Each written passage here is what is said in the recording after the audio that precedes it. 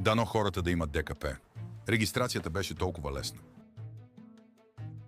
Въвеждате си имейл адреса и после добавяте своите лични данни и тези на автомобила.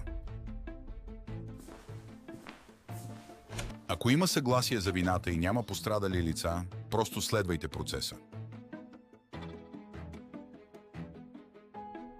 Приложението спазва всички законови стандарти относно защитата на личните данни.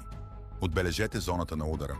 Изберете обстоятелството, което е най-близко до вашата ситуация. Данните на втория водач могат да бъдат добавени по 3 начина. Изберете най-удобния за вас вариант.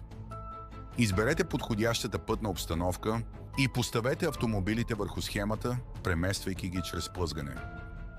Добавете пътни знаци, маркировка и всички останали елементи, които описват происшествието.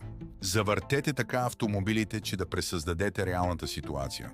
За целта, кликнете върху тях и използвайте стрелкичките. Трябва да добавите снимки на происшествието с видимите щети по превозните средства. Преди подписване проверете и се уверете, че информацията е точна и няма грешки. Ако е така, може да преминете към подписите. Всеки подписва върху екрана. Приложението автоматично генерира двустранния протокол и го изпраща на пощите и на двамата водачи. Протоколът се съхранява в твоят профил и може да бъде изтеглен при необходимост.